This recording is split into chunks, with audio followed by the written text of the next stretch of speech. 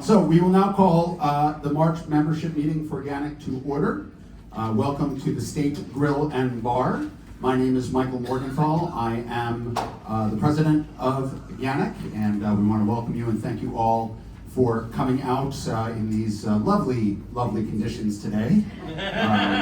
Shows how dedicated you all are to GANYC. We very much appreciate that. So before we get started, just want to go over a couple of rules of the road, so to speak. First of all, like I said, if you need the agenda, the QR codes are scattered around the room, so feel free to scan those with your phone. And then next, please silence your cell phones out of respect for the people who will be speaking tonight. You will have on your chest one of 3 colored badges. If you have a green badge, you are a full member of GANYC. If you have a blue badge, you are a provisional member of GANYC. That means that you all can ask, either group can speak at the meeting, ask questions of any of the presenters, things like that. If there is a vote to be had, we do not have a vote scheduled tonight, but only full members are eligible to vote. Provisional members are not eligible to vote. If you have a red badge, you are a guest of GANYC, and we love having you here. But our kind of rules of the road is that you're here to enjoy the meeting, but don't have the opportunity to ask questions or make comments. But we're happy to chat after the meeting. So before I introduce our hosts, this is now a call for new business and approval of the agenda. Is there any new business that anybody would like to add to the agenda for tonight? Yep. Okay. Last thing also, if you are asking a question or making a comment at any point during our meeting tonight, please raise your hand, and when you're called on, stand up and identify yourself, please. And I will remind you of that if you forget. So, okay, so with that being said, and by the way, at the top of the agenda document are the minutes from last month's membership meeting. For quite a while now, we haven't been actually reading the minutes at the following month's meeting. So if anybody has any questions or corrections about that, you can email us directly at board@ganyc.org. So now, with that said, I want to introduce our 3 wonderful hosts for tonight, the triumvirate. So they're going to speak in whatever order they've decided, and I'm just going to introduce them in the order I have written down. So I want to say welcome and thank you to Ricky Stevens, who's the event sales and catering manager for the State Grill and Bar. Matt Pavarides, did I say that right? Yep. Okay, who's the general manager of the restaurant.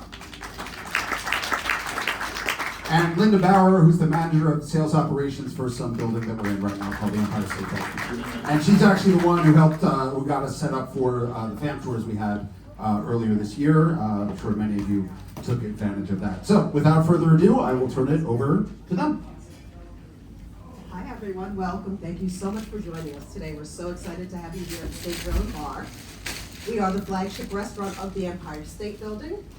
Personally managed by Patina Restaurant Group and owned by Tony Malcolm, the owner of the Empire State Building.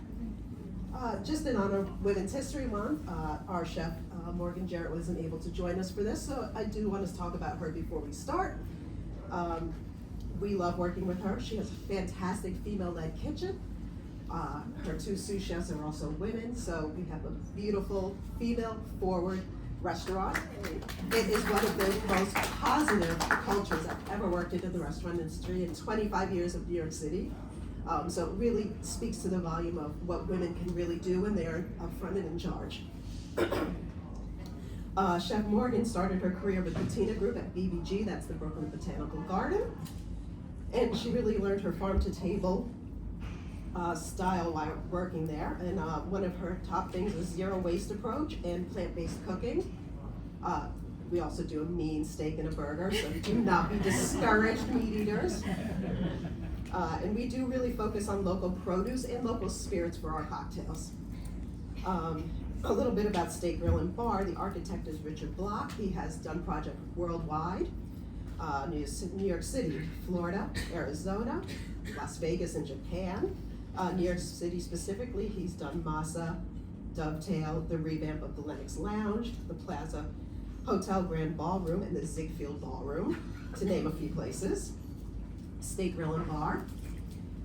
We have a 80-seater restaurant with a new American menu with a classic New York flair. And like I said, a focus on local produce and spirits, really highlighting the best of New York State.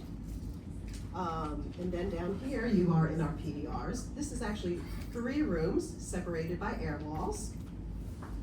Each room holds up to 20 guests seated and 100 conference style. Both of the walls have beautiful 90-inch screen TVs. The back wall also has full AV. And for a full buyout, we can hold up to 225 across 2 floors standing. We don't have any rental or room fees. If that's any questions, we just have to do F&B minimums on our rental rooms. We also can accommodate meetings without food or beverage at a different rate. And in-house furniture, we have round 6-foot, 8-foot cocktail tables. We have linens in-house, so there's no extra rentals associated with using our private rooms here. And also, just so you know, we also have access to the 80th floor for special events, which we would coordinate with Linda for an unforgettable night. Any questions, comments? We have to contact. Yeah, you can ask a question. Of Just course, raise your yeah. hand and identify yourself, please. Yeah. Okay. Annette Morgana-Rome. I just want Identify to yourself, please. Annette Morgana-Rome. Great. Do we have your contact details? I can give you my contact. Yeah. I have business cards out on the desk up front, but I'm happy to pass them around the room as well. Okay, Yeah. thank you. That's it. Any other questions? Okay, great. Continue on. All right, yeah. So I was having some technical difficulties with my computer, everyone. So Matt was gracious enough to let me use his. So just give us a minute to set this short video up. We do have a video for the building. For anyone who does not know me, I recognize some faces from our tours. My name is Linda. I am the manager of sales operations for the ESBO experience. So for the observatory, for events, things like that. You may have had the wonderful experience with our tour guide Siobhan, who's sitting back there. So yay, she did an amazing job. So I'm going to play this quick video for you guys and kind of go over a little bit, even though you probably have heard the spiel. It's always nice to be reintroduced to what's going on in the building.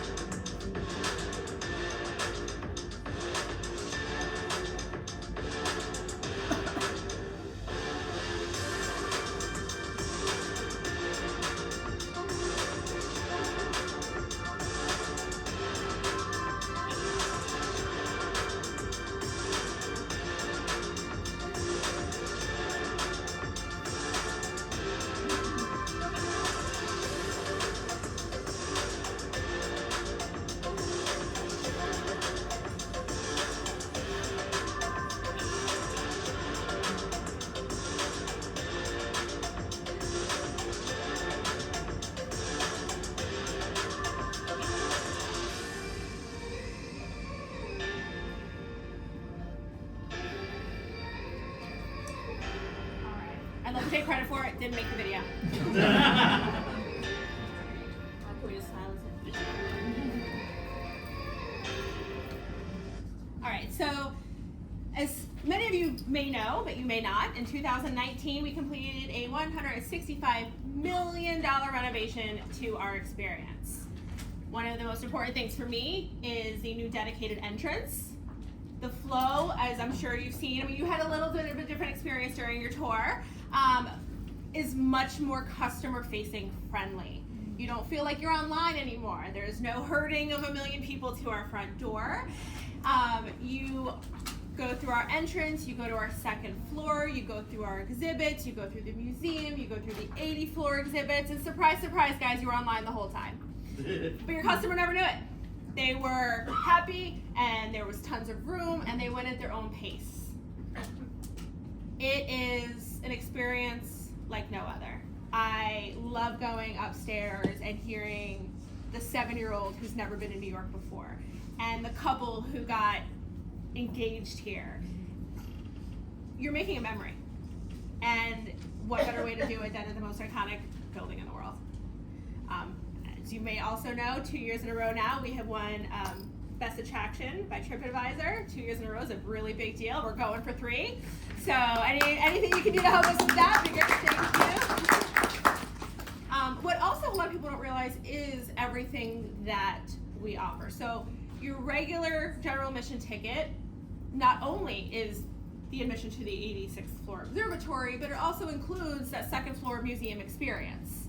It is a basically 2-for-1 for your guest.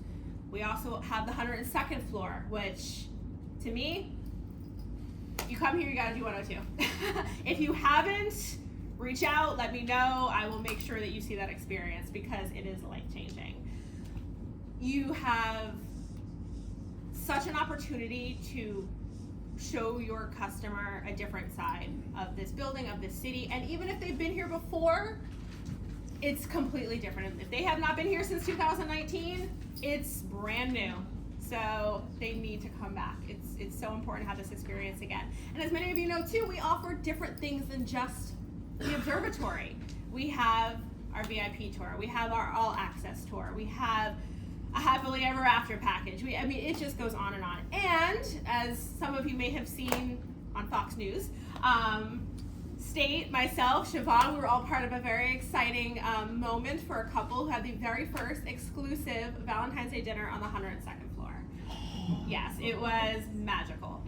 So if you have a customer who's looking for something, if you have someone who wants that one-of-a-kind experience, let us know. We're happy to explore options for you and for them. So, any questions for me? Any questions for Linda? Yes. Thanks, George. Yeah. The summer season, do you go to midnight when you start? So currently our hours right now are going to be till 11 o'clock most days still. We had a shift in operating hours. Siobhan, correct me if I'm wrong, if I'm missing anything, but the last I heard was just 11 o'clock for now, right? Yeah. Yeah. It will fluctuate Right. throughout the summer. On weekends, they may extend it to Yeah. midnight. It does go on a quarterly basis now, but if you're ever, if you ever want to know, you can always check the website. Yeah. It's the best way to go. And, or, call me. I'm happy to, because sometimes I'll have information early. So let me know if you have a guest who really is looking to come a particular date and it's not available yet, let me know and I can, see if I can at least give you more information. Yes? Hi, my name is Dave. Thanks for speaking for us. At one point, I know that you were giving free admission to anybody in the military in uniform. Is that still in effect? We don't give free admission. We do give a 10% military discount to active service members with a valid ID. 10%. Thanks. Oh, no, I'm just doing that. Oh, okay. That's my hand to hand. Hey all, I'm Patrick. Not a question. Yeah. I simply want to say I've been a licensed guide and taking guests in and out of this incredible New York icon for over 20 years, and you have to be complimented with not only how you've maintained it, but kept it current and vibrant Yeah. and attractive. And because my wife is a huge fan of An Affair to Remember, I'm one of those who proposed on the observation deck. To state it very briefly, the floor crew, which is amazing, saw me coming in with only one person, and they thought, private tour? Yeah, kind of. Did the deed. One of the floor staff caught me saw me doing it, and of course my wife-to-be is now doing the thing with the ring, that the girls do. And by the time we got down to the lobby, the floor crew gave us a round of applause, Aww. which we will never forget. I never got the chance to thank everybody. I would see a few of them over the course of touring. But thank you, and it was an experience to remember. Thank you for It's an sharing that. incredible That was place. beautiful. Thank you. Thank you to you. We have time for one more question. Mike. Hey, hi, Michael here. I'd like to take in the whole, the entire site. Do you do an open house on occasion where we can kind of take it all in? An open house, no, but if anyone did miss the tours that we offered, please let me know. I think Harvey and Michael can, coordinate with me, and I'd be happy to, offer another tour to whoever missed it the first 2 times. Oh, Yeah. great. Okay. All right. So Thank thank you. you. Oh, Matt, did you Yeah. want to say a few words or? Sure. Okay. So just a little bit about, so we're part of Patina Restaurant Group. Patina Restaurant Group was founded in 1989. We have built ourselves on the belief that culinary excellence is an art form. So if you see any of our other restaurants, you'll notice they're all in cultural venues, whether it be us at the Empire State Building, we're also in Madison Square Garden, we're in Lincoln Center and the Met Opera as well. We are part of Delaware North, which is our mother company essentially, so we're a subsidiary of them. They lead the art form in premium restaurant service with us. We're their only restaurant group that exists in their entire sub. So you can find us all over the West Coast, the East Coast. We're in Boston, Florida, California, Long Island, New York City, everywhere. We do PGA, we do the Australia Open, we do the US Open. So if you're in ever those locations, please feel free to reach out. I have my cards upstairs. I can give you out my information. That way, if you're planning a trip to anywhere that I listed, I'd be more than happy to get you set up at a restaurant. Thank you. You're welcome. Okay. Great. Thank you so much. We appreciate it. Thank you for having us. All right. Question. Yes. Question, I just, Okay. Susan, Yeah. I went to the Sleepless in Seattle with my husband as the prize and Here, Susan. I'm finished. Okay. It was an incredible experience. Oh, I'm so glad. Thank you. TLDR, she went to the Sleepless in Seattle thing, she loved it. Okay, great. All right, so thank you to Ricky, Linda, and Matt. We really appreciate it. Thank you so much. And one last thing, being very generous, they've donated the space to us tonight as well. But for anybody who wants to socialize after the meeting, upstairs at the bar, they are extending happy hour prices for beer and wine at the bar. And everything else is regular price, but beer and wine will be happy hour prices. So I'd recommend leaving on your name tags when you get up there so the bartenders can identify you as a member of GANYC of the meeting to get your happy hour pricing. So thank you for that as well. We appreciate that. Okay, cool deal. All right, so moving on, we are going to move on now to my president's report. So thank you again all for coming. We appreciate it. You guys can make your escape if you want. Take your time. Take your time. Sorry. Okay. Okay, so a few things as we get started. Number one, please keep in mind that everybody's sightseeing license expires at the end of this month.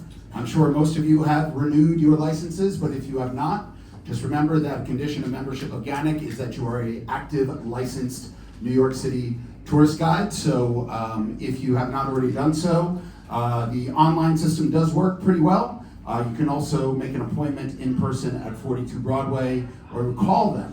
The number is 212-639-9675. I'll repeat that one more time. 212-639-9675. And I know a few of you have said, I renewed weeks ago and I didn't get my license yet. Call them. My understanding is they've been very proactive for people who've been in that situation. So please make sure you are on top of that. Yes? Last, okay, 212-639-9675. And if anybody needs the number after that, you can always come up to me after the meeting. I'm happy to share it with you as well. I mentioned this a couple times as we were starting the meeting, but thanks to a suggestion from our great board member at large, Gary Dennis, we have now transitioned to paperless agendas here at our monthly membership meetings. So what happened in the run-up to the meeting is what we're going to try to do every single month, which is the day before the meeting, all registered attendees will get an email with a PDF of the agenda. We'll also post it to the members' Facebook page, and then we'll also have these QR codes on display at the meeting venue for you to download the agendas to your phones. We're going to test it out, see how it goes. If you have thoughts, let us know. We're curious to see what everybody thinks about it. So, moving forward into the 21st century is nice. So, but we also had occasion to look back last week, right? How many of you were at the 50th anniversary party? What an amazing event. Did you all have a good time? Yes. All right.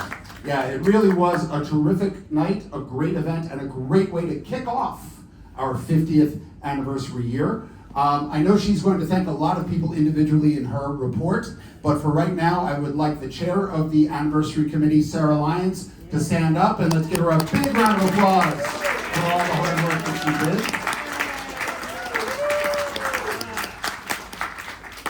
But as I said, this was just a kickoff. We want to keep celebrating this throughout the year, and this is where we need ideas from you, the membership. So we've kicked around a few ideas already, things like creating lists for social media, like top 50 developments in New York tourism in the last 50 years. That seems to be the layup in terms of topics to come up, but we are open to ideas for how to keep celebrating our 50th anniversary. We're not really gonna have a big gala party again, that was kind of a one-shot deal, but other ways for us to commemorate it, we'd love to have your input, so feel free to email awards@ganyc.org, or you can email me at president@ganyc.org, and we'll happy to chop it up and see what we can do, so that'd be great. So thank you so much, and once again, thank you, Sarah. Okay, now, many of you are probably aware that this coming November, there are going to be competing tour guide conventions.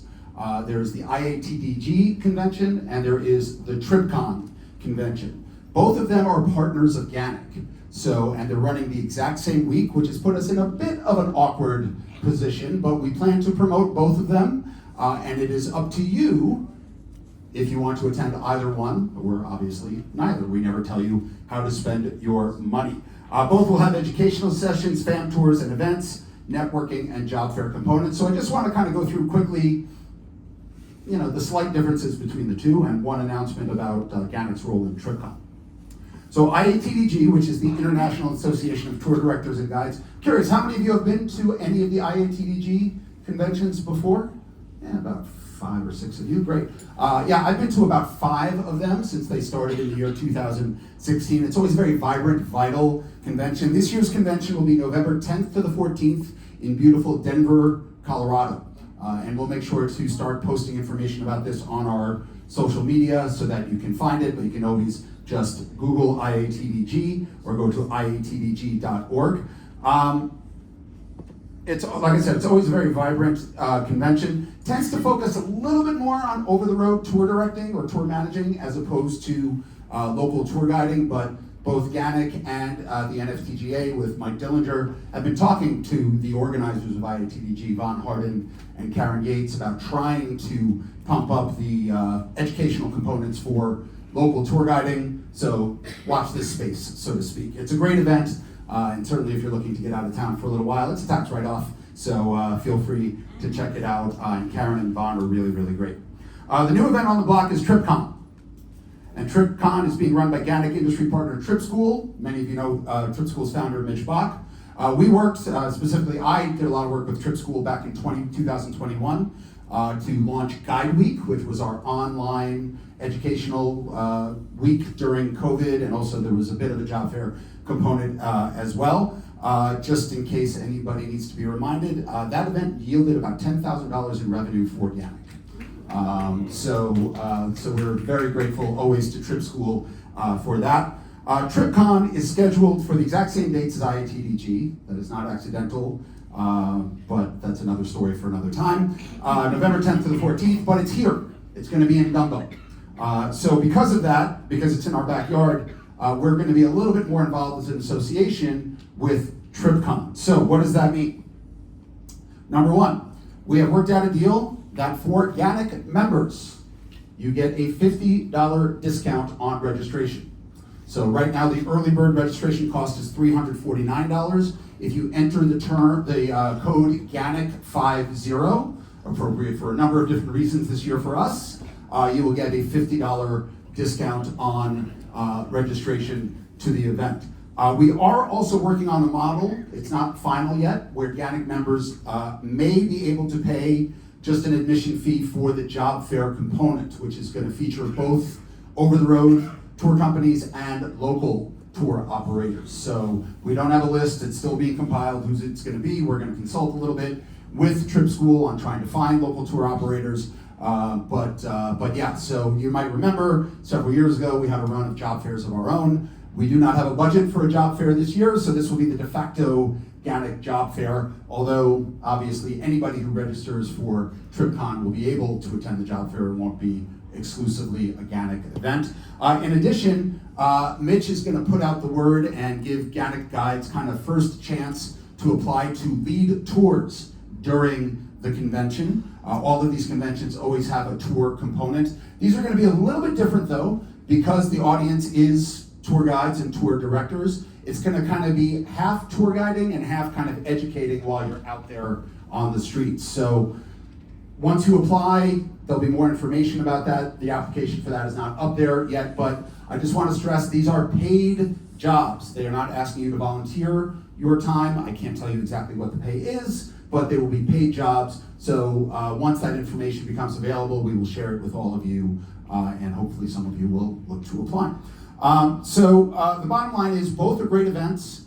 We think you can gain a lot by attending either one. We're just being a little bit more involved with TripCon this year because it's right in our backyard and it would be kind of negligent if we weren't. So I'll have questions at the end, Tony. So, no, yeah. at the end, Tony, at the end of my presentation. I'm sorry. Yeah, Sorry. thank you. Okay. And by the way, if you're interested in their website, it's thetripschool.com/TripCon. But if you just go to thetripschool.com, you can see the link right there. Okay, next up, an update on the American Museum of Natural History. As many of you know, in the late part of 2023, the museum banned outside tour guides from leading tours inside the museum. On February 20th, Industry Relations Chair Bob Gelber and myself had a meeting at the museum with Stephen Braun, who's a communications there and is a very, very good friend of GANYC, and also the Senior Director of Marketing, a guy by the name of Joshua Schnakenberg. I hope I'm pronouncing that right. It was a good first step. We did not solve the issue, but they are very interested in trying to find a solution to have tour guides come back and lead tours at the museum. But the one thing they wanted to stress to us, so I'm going to stress to you, is this is not going to be solved anytime soon. There will be ongoing dialogue. There's a lot of internal discussions they're having at the museum. We are going to keep pressing them to try to get this resolved as quickly as we can. There are tour operators who are doing the same thing. But it was a very productive meeting. Joshua kind of wanted to know how tour guiding worked in general, especially in relation to the museum. So we kind of informed him that way. And so we're looking forward to more discussions. We're also happy to get any input from anybody in GANYC who happens to lead tours there as well. So once again, it's just the first step. We're hopeful that it will yield results. It's just a question of it might take a little bit of time. Okay. Next up, as many of you know, former GANYC member and Queensborough historian Jack Eichenbaum passed away suddenly at the end of December. There's going to be a memorial service for him this Friday, March 8th, at the Roosevelt House on East 65th Street from 5 to 8 p.m. Emma Guest-Gonzalez, our former president, is actually going to speak in honor, representing GANYC, talking about Jack's contributions to the association. And I know Emma's not here tonight, but we thank her for volunteering to do that. It is a hybrid event. It's both in person and will be live streamed. And we already posted the information on the GANYC members Facebook page for anybody who's interested in attending. They did ask for people to RSVP, not just show up. So if you're interested in attending, you can certainly go to the Facebook page, find the link, and it's just a Google form that will say, am I going in person? Am I going to attend online? And there's a few other questions and asking to give memories of Jack. So if anybody's interested, definitely check that out. That's this Friday from 5 to 8 p.m. at the Roosevelt House on East 65th Street. In addition, Jack's daughter has offered, if GANYC wants his voluminous notes and archives and things like that of things about Queens and New York City in general. Here's the thing, she's like, you should come look at this before you say yes. And they have to vacate Jack's apartment in about 2 weeks. He lived in Flushing. So, if anybody is interested in volunteering to do that on behalf of GANYC, please come up to me at the end of the meeting and let me know. I'm going to be on the road a lot the next couple of weeks, so I'm not going to be able to do that myself. But if there's anybody who's interested in doing that, please come up and see me at the end of the meeting. Okay, just 2 more things and then we'll wrap things up. I went on one of our great fam tours a couple of weeks ago, but there was something that was kind of troubling. This was a fam tour that was sold out with a waiting list of about 10 people on it. 2 GANYC members showed up without being registered. One was on the waiting list, did not get notification that he had actually gotten onto the roster for the meeting. The other one was not even on the waiting list. Please respect the process for fam tours. When people show up unregistered, it's unprofessional. It's not fair to the people on the waiting list, and it puts the guide and the person who's checking in, all of the guests, in a very, very awkward position. We try to keep this as professional as possible. Also, fam tours that sell out oftentimes have an encore. So, in fact, this one is having an encore, I believe, this week. So, please respect this process. It's respectful to all the other members of the association. If this continues to be an issue, we will look to solve it in ways like we solved or tried to solve the issue of no-shows. One of the ideas we discussed is assessing that same no-show fee to people who show up and take the tour unannounced. So it's not about making money for GANYC, it's just about a respect and making sure that everybody has an equal chance to attend these meetings. So please keep that in mind and spread the word to those who are not here tonight. Okay, and last but not least, this was sent out as an email blast to all members, but I want to make sure everybody had a chance to see that the board adopted language to add to our bylaws. The text of this was sent out in an email blast to everybody on March 1st, and according to our bylaws, you have 7 days to comment or question.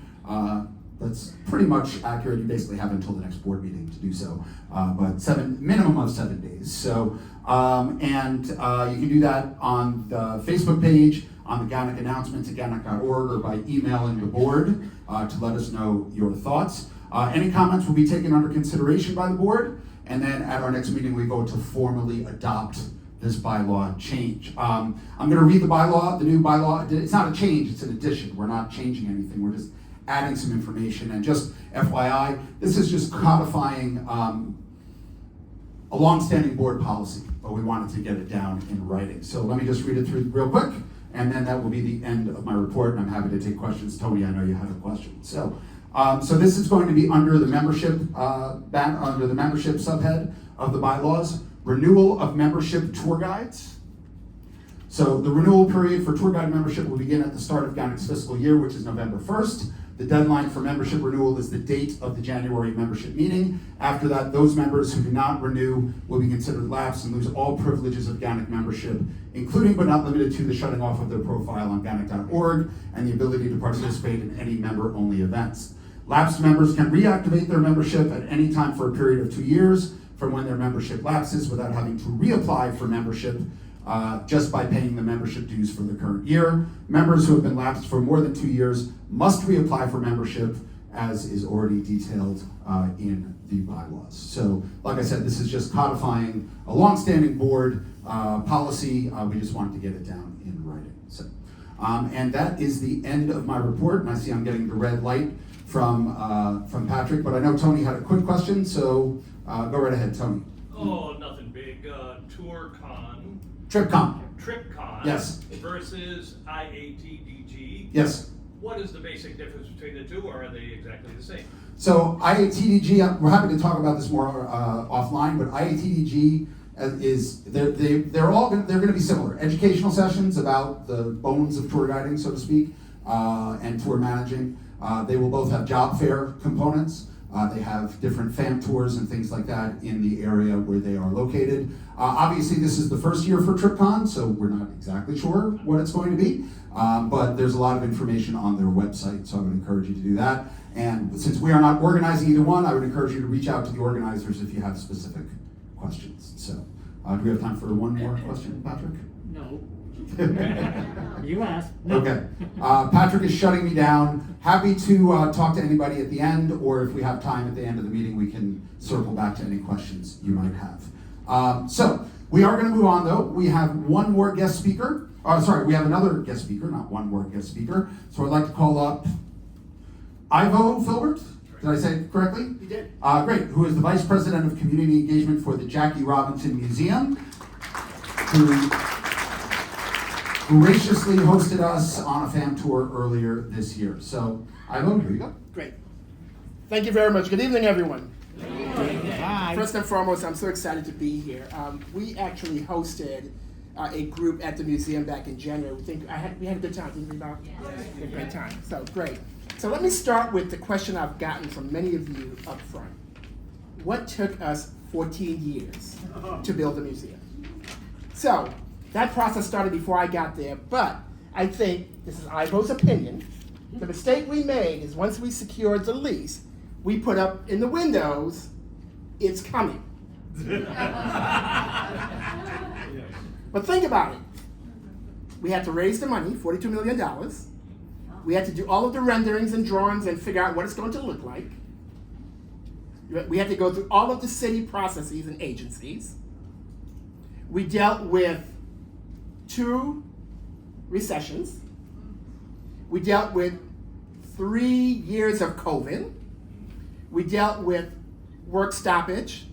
There were parts of things that were coming to the museum that we had no idea when it was coming to shore and what port it was coming into. So 14 years of all of that, we finally opened in September of 2022 to the public. We had the ribbon cutting in July. We were really excited and pleased to share that and have Rachel Robinson, who is today 101 years old. Wow. She joined us at the opening. And her dream was to see a museum open that, honored the legacy of her late husband, Jackie Robinson. So I'm really excited to be here talking about who we are, what we do.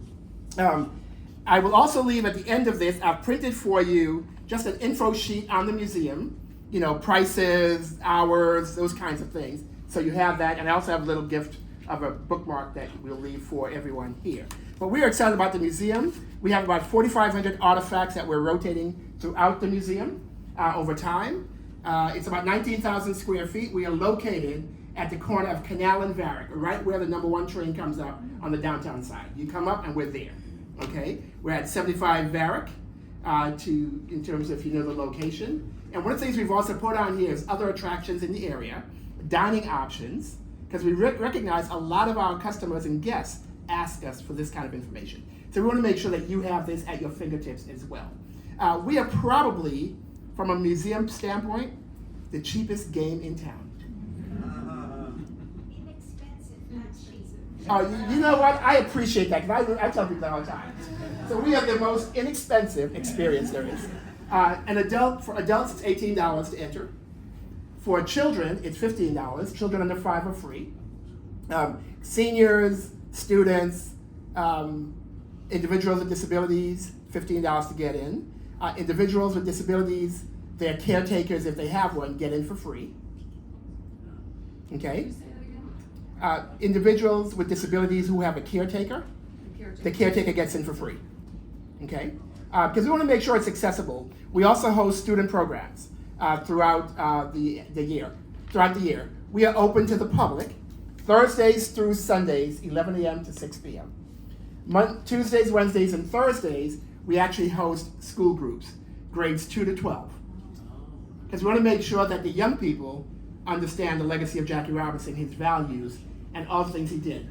The museum is made up of 3 different galleries. We have our main gallery, which focuses on all of the other things that people don't think about. His military career, his entrepreneurship world, his political activism, the stuff he got into there. We have, part of that gallery is we have 42 living individuals that talk about the impact that Jackie Robinson has had on their lives. So President George W. Bush, the younger one, that's the younger one, right? Yeah. George W. Bush is in there, Eric Holder's in there, Sheila Johnson, Jay Tapper is in there. They talk about the impact that Jackie Robinson has had on their lives. That's the main gallery. We have Jackie's Hall of Fame plaque in there. We have Jackie's MVP award in there. We actually have a 1955 World Series championship ring in the museum. So we have some really amazing things. We have Jackie's Dodgers uniform from 1947. That's used up. We have his military uniform. So we have some great artifacts, and that's just a sampling of what we have out and what we have in storage that we're going to rotate throughout. Then we have the sports gallery. Everything sports about Jackie Robinson, everything from his high school career to his professional career. We talk about the Kansas City Royals. We talk about the Montreal Monarchs. I may have just confused the two. But we talk about all of that in the museum. We have his stats throughout his career. We have on the floor, which is one of the things I love. His broad jump, which is 25, I think it was 25 feet. And someone finally beat that in 2000, something like that. So the kids have a good time, they come and they try to jump it. We also have a replica of Ebbets Field, a very interactive replica of Ebbets Field in the museum. Okay, and then the third gallery that we have, that we creatively utilized some of our other space to talk about Jackie Robinson, the icon, if you will. People didn't realize the magazine covers that he and his wife and the family were on. The Wheaties box, the bobblehead doll. Jackie also was, did a lot of things. Most people have no idea that Jackie Robinson did news broadcasting at some point. Most people don't have an idea that Jackie Robinson co-founded Freedom National Bank in Harlem at a time when blacks couldn't get banking services. So we really talk about all of these things in the museum. But what we have creatively done with our timeline, we have 16 reader boards throughout the museum. So if you're talking about really deep diving into the information, you can go as deep as you want to in terms of getting information about Jackie Robinson, but not just Jackie Robinson, his wife Rachel Robinson. And we have juxtaposed all of that against what was happening in the world at that time. Okay, so it's not just about Jackie and Rachel, it's also what was happening in the world. So you can kind of get a sense as to what was happening. So while the museum is named and for Jackie Robinson, we tell people it's an American history museum. Because we also talk about his interaction with presidents of the United States. We talk about his interaction, he worked for Nelson Rockefeller. So you get all of this when you come to the Jackie Robinson Museum. Okay, the Jackie Robinson Museum is actually a subsidiary of the Jackie Robinson Foundation. And the Jackie Robinson Foundation celebrates 50 years of giving scholarships to students to go to college. 50. We celebrate our 50th year. Okay, so it's all about educating people, to inspire, educate, and encourage people from different backgrounds to really connect and engage for the betterment of our society. So we will be, after we get through our crazy season, which we're in right now, after April 15th and Jackie Robinson Day and all those things that we're doing, we have our student conference this weekend in New Jersey. So after we get through these, we will be, again, hosting another trip to the museum for some of you who did not make it the last time. Okay? All right. Any questions? Any questions for Ivo? Okay, Lee. Yeah, so this isn't exactly a question. I'm Lee Hollingby, the Secretary of GANYC. I just wanted to say I've enjoyed some wonderful evening programs at the museum. I went to the one where you showed the movie about Yogi Berra, It Ain't Over, and you had his granddaughter who narrates the movie and other important commentators on the movie. That was fabulous. And I went to the program on women in baseball recently, and I missed the program where Jonathan Ive, who just wrote the new biography of Dr. Martin Luther King Jr., was speaking. So I just wanted to draw everybody's attention also to your wonderful extracurricular programming. Thank you for reminding me about that. So we do have programming. Again, we have membership as well. We have different levels and members get it for free. We do these great programs. Also on most holidays, we tend to also, President's Day, Martin Luther King Day, so forth. Even if it's an off day, we open the museum and we have daytime programs for families and kids. Jackie Robinson Day weekend on April 13th. Jackie Robinson Day is April 15th. On April 13th in the museum, from 12 to 3, we're going to have arts and craft and different things. We're also going to be showing 3 different movies about Jackie Robinson upstairs in our gallery space. Okay? So if you're not already on our mailing list, JackieRobinsonMuseum.org, sign up for our mailing list. You'll get all the newsletters and all of our programming. Thank you. Thank you for that.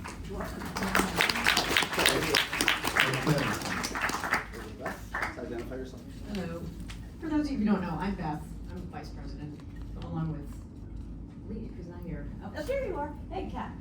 Okay, so the quick question is there a procedure for guys like us to bring groups into the museum? Absolutely. So on the sheet that I'm going to give you talks about just groups, how you group, but again, if you have a group that you want to bring in, and we need to price it and all that stuff, you can just reach out to me or the museum and we can make it happen. Great. Okay? And you're gonna leave that stuff on the desk? Absolutely. Okay. Great. So all that information will be on the registration desk outside. Thank you so much, Ivo. Thank you. Good luck in your busy season. We'll all think of you on April 15th, Jackie Robinson Day, the day that he broke And the thank you all barriers. for allowing this. Yeah. How many of you went to the FAM tour? Oh, amazing. That's great. It was fabulous. Yes. But, Okay. great. Great. Well, we are going to keep moving along. So next up, I would like to call up to the front Lisa Puccio, who's going to introduce our main guest speaker for the evening. I Lisa. was trying to think what to call him. He's the main, I don't know that. Okay. Hi, everyone. Good evening. Our main speaker this evening, Michael Wyetzner, is a partner of the firm Michielli Wyetzner Architects. His firm focuses on cultural and institutional projects for which they have received numerous awards. I can't hear you. You need the mic. You can't hear me? Yeah. Okay. Yeah. Oh, I'm getting old. Okay. Okay, can you hear me now? Absolutely. All righty. Sorry about that. Michael received his Master's of Architecture degree from UPenn in 1986. In the early 1990s, he was the resident set designer and also did some building of the sets for the Broome Street Theater and the Tribeca Lab Theater groups, which I'm sure some of you are familiar with. In addition to his day job, Michael has written the quarterly architect column for Structural Engineering magazine. He also serves as an adjunct faculty professor at Columbia University, Graduate School of Architecture Planning and Preservation. And Michael is also a painter whose works have been exhibited in numerous group shows in the New York area. I love eclectic resumes. He certainly is, wrong word.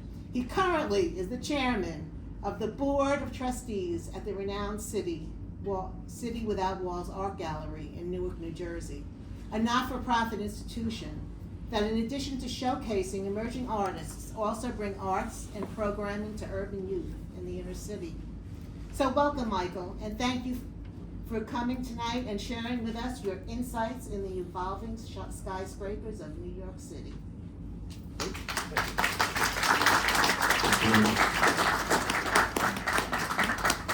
didn't realize you researched my resume. Thank you. I'm very happy to be here, and thanks, Lisa, for reaching out to me. You're very welcome.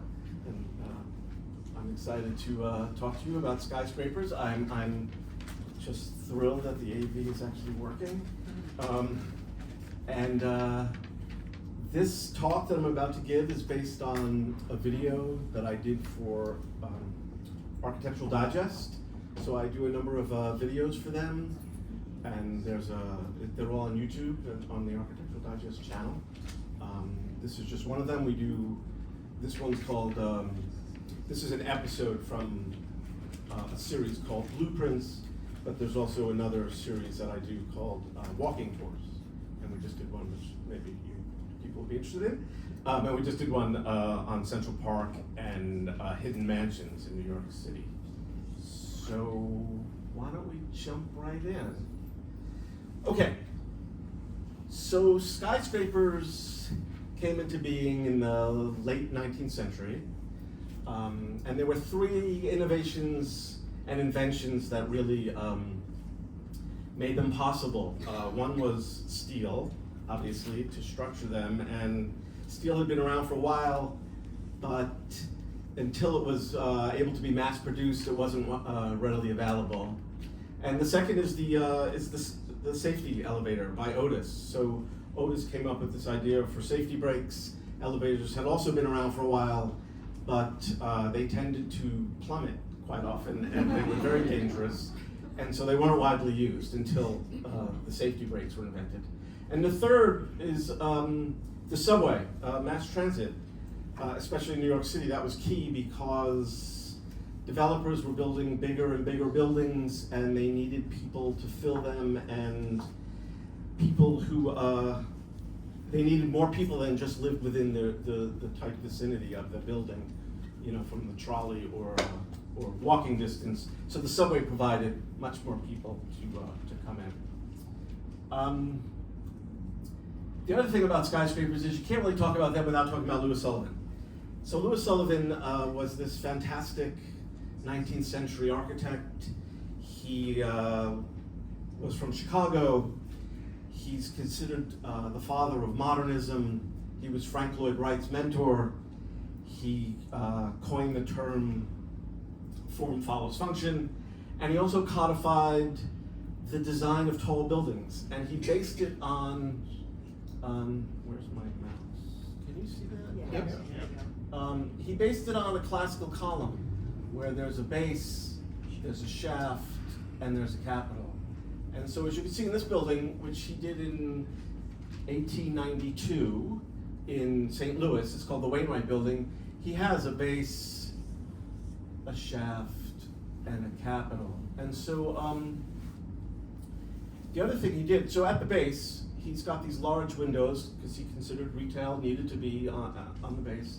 And then along the shaft, he invented, or he sort of perfected, this sort of honeycomb idea of office work. It was to elicit the sort of cellular nature of office work.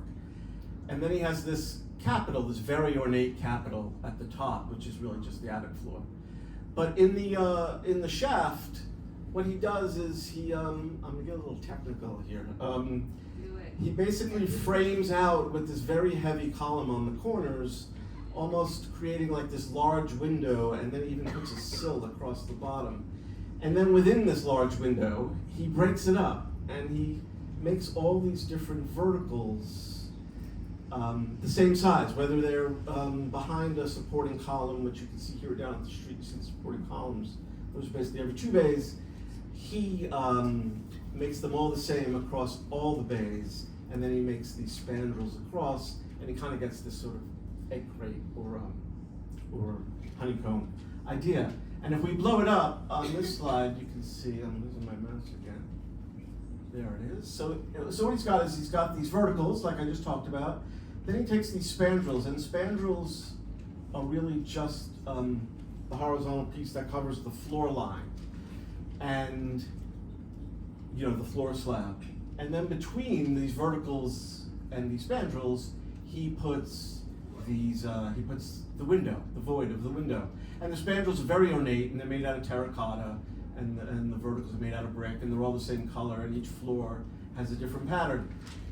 Then, 7 years later in New York City, he changes that. And I want to talk about this building because it's the only building by Louis Sullivan in New York City. It's the Bayard Building. It's on Bleecker Street at the north end of Crosby. But here he changes it up a little, and he expresses the column, the structural column, and he makes those fatter, as you can see down on the street. These are different as they go up the building, and you can see it more clearly here. So here is the structural column, and then between them is a very delicate terracotta piece that separates the window. And then again, he has these very, very ornate spandrels at the floor lines. And then at the cornice, he really goes to town. So he's got this beautiful trifoil window and these leaves at the top of the columns to evoke trees. And then he celebrates the actual structural columns with these angels who are spreading their wings. And between them, he has all this organic ornament. He was really known for that.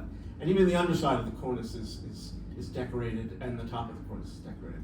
So it's a fantastic building. I encourage everyone to go see it. It's, like I said, on Bleecker Street.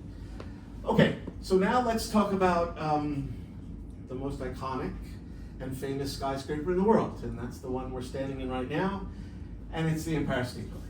So the Empire State Building sort of follows what Louis Sullivan talked about. It's got a very substantial base, it's got a shaft, and it all leads up to this beautiful sort of spire at the top. And the Empire State Building is all about verticality, and the architects really expressed that. And they did it at 2 scales, basically. So at the large scale, they have this recess, almost like this channel, and that breaks the shaft up into 3 different pieces, right? You get these very elongated masses, and then that makes the building appear taller.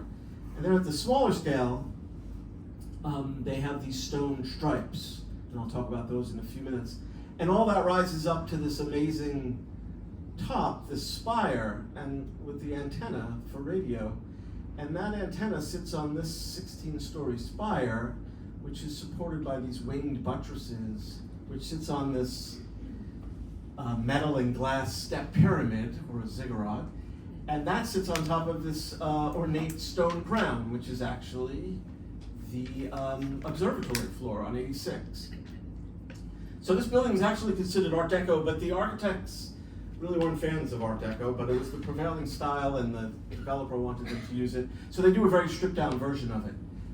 And this spire was actually done for dirigibles. The idea was that dirigibles were gonna dock to the spire. It was more of a publicity stunt so that they could add 16 stories and it would be taller than the Chrysler building, which it was. The Chrysler building has the distinction of being the tallest building for the shortest amount of time, only 6 months. And so no dirigibles ever docked here except once, right after the building opened in 1931 for like 3 minutes in 40-mile-an-hour wind. And so this photo is actually doctored. There was no, this is actually faked. But they incorporated a lot of real things to actually have it happen. They have this winch with cables to secure it. They have beacon lights to bring it in. There's an observatory platform up here, and I love this tiny little stair that goes outside to this little observatory. Could you imagine actually coming down that tiny little stair? It would be terrifying. Okay, so the Empire State Building is also a setback building now. In 1916, they changed the zoning laws. Before that, you could build your building from the property line and go straight up, as high as you wanted. But they decided they needed some sunlight down to the street, and so they came up with a law where you could go up a certain height, then you had to step back, then you go up again, then you had to step back, like a wedding cake almost. And so those setbacks create this invisible sky exposure plane, which you're not allowed to puncture. And variations of this are still on the books today. So the architects really took advantage of that, and they created all these sort of different forms that step back and almost like individual buildings. It appears like a city unto itself, actually. And then getting back to the striping of the stone, so where Louis Sullivan made his spandrels the same color, so he got this sort of honeycomb effect, they did something different. They made their spandrels out of metal so that the color would appear to be the same color as the void of the window, and what that does is you get these vertical voids, right? And so all you read is the stone that goes up, and all of this rises up, and they do it in different ways. So there's single bays here, and then a double in the middle with a metal mullion that separates them in between, with these flourishes at the top, and then they mirror that on the other side, and then in the centerpiece, this is actually the bottom of that huge channel that I showed you in that first photograph. So again, they have 3 pairs here that go up, and the idea is that everything just sort of rises to the top of the building and create this sort of verticality. The other notable thing, or another notable thing about the Empire State Building, is that it was built in 13 and a half months. So that's unbelievably incredible. I mean, if you were going to build it today, it would take 4 years, at least 4 years. And there's a lot of theories on why it was built so quickly in a year and 1.5 months. This building was built at the depths of the Depression. There was very little building going on at the time. Most of the buildings that were on the boards at the time of the stock market crash never got built, but this one did. So they basically had the pick of the best workers from the entire country. So they had this all-star team, speaking of Jackie Robinson. So they had this all-star team of skilled laborers, and these people, they feared for their jobs, and they worked really hard and really fast, and ironically put themselves out of a job even faster because they built it so quickly. But it's an amazing accomplishment. I mean, it's just, as architects, we're in awe of that. Okay, so now let's jump ahead 21 years. It's a totally different time in New York City. The Depression is over, the war is over, and people are looking to the future. And This is a whole new kind of building. It's a glass skyscraper, and the Unilever company seeks out Skidmore, Owings & Merrill to build their corporate headquarters on Park Avenue. Glass buildings have been around for a while. Mies van der Rohe had been experimenting with them, with the idea of them, I should say, as early as the 1920s, but none of them ever got built until this one. And what's interesting about this is sort of a case of the imitation getting built before the original, and I'll show you why. But what Bunshaft does, who was the designer, was he takes the slab of the tower and he actually turns it 90 degrees to Park Avenue. And that creates this void above 53rd Street, which you can see here. And he sits that tower on top of this plinth. And that plinth sits on top of these columns, or pilotis, as Corbusier would call them.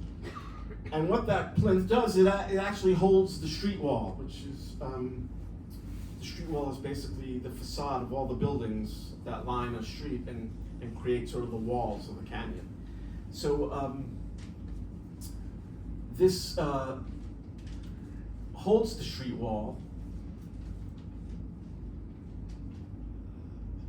and it's this whole glass enclosure. And so it's a glass curtain wall, and what that means is that the glass hangs off the floor slab like a curtain. It's just tied back at some angles, but it hangs in front of the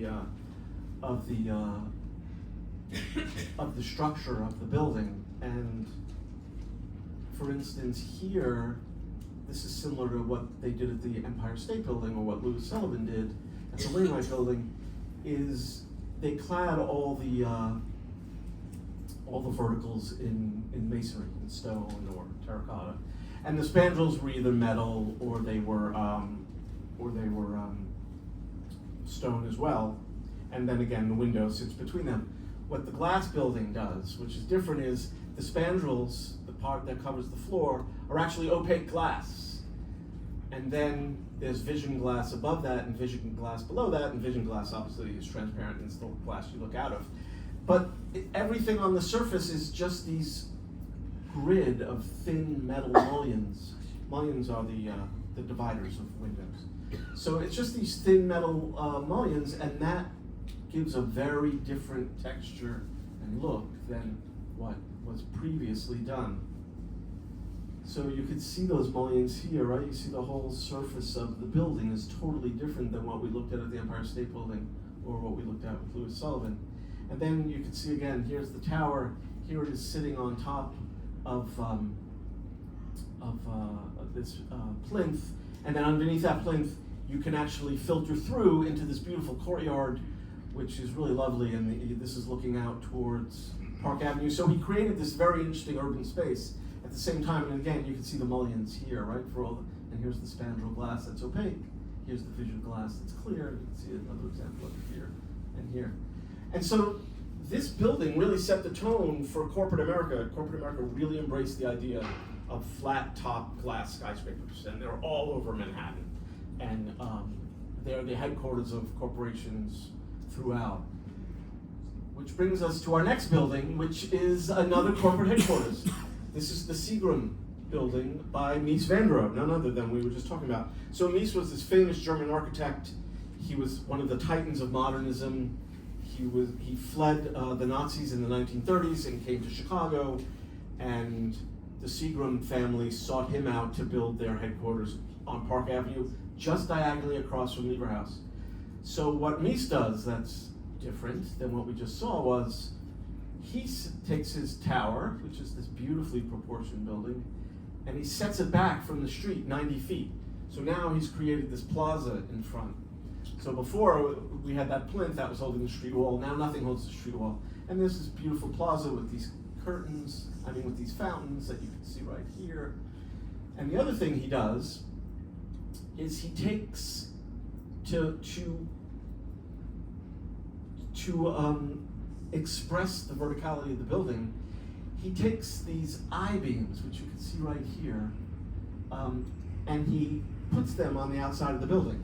So they're not structural, even though they're structural members, and he uses them as decoration on the outside of the building to give this sort of verticality to it. And so here you can see it again as they rise up. And then the other thing he does that's different now from what we saw at Lever House is that he does, instead of opaque glass spandrels, he uses metal spandrels, just flat bronze spandrels. And these I-beams are also clad in bronze. And then the other thing he does is he takes all the glass and tints that bronze. So it makes it seem like this solid monolith that's set back from the street, and it gives it a whole, this very elegant and very sober look. There was another pretty famous developer in New York City, Sheldon Solo, who recently died, and he was the owner of 9 West 57th, you know, on the huge 9. He used to make all his buildings black glass. All of them were black glass, so that they would look like these solid monoliths, which is fine, but during the day, you know, no matter, it's always a cloudy day, no matter how bright and sunny it is outside, it's always a cloudy day. And so the other thing, you know, and Mies also did that so that you wouldn't see what's inside, right? In fact, he was such a stickler that he regulated that all the shades could only be in 3 positions: open, fully closed, or 50%. That was it. So again, here's another one of his early studies for Glass Tower. Like I said, he's the original, but he got built after the imitation. And here it is, set back from the street again. And this setback, this plaza actually was incorporated into the 1961 zoning laws. So what you're able to do as a developer is if you move your building back, they actually give you a bonus and you can build more floors on top. You could add more floors. But it does, you know, the more you have of these, the more you lose your street wall and you lose some definition of the city. The other thing about this building is behind it there's this vertical spine that runs up the whole thing, and there's this little setback building back here that's symmetrical on either side. And he could never do a conventional setback building. He had to do something different. And the famous Four Seasons restaurant was in this little setback building over there, which it's a shame that that's gone. Okay, so let's jump ahead like almost 50 years. Now we're looking at the New York Times Tower. I just want to point out in the foreground of this photo, there are all these sort of setback buildings that you know, that the law prescribed in 1916. You see them all over here. So this is 52 stories. It was built in 2007. It was built by Renzo Piano. And what he does is he takes a glass skyscraper, he puts the wheel structure on the outside, and then he covers that structure in this veil of ceramic rods, which you can see in this photo here. And I love this. They still take, you know, the Gothic typeface of the New York Times, and they put it on this super high-tech building. And then he peels back that veil to reveal the structure of the building, and I'll show you that here.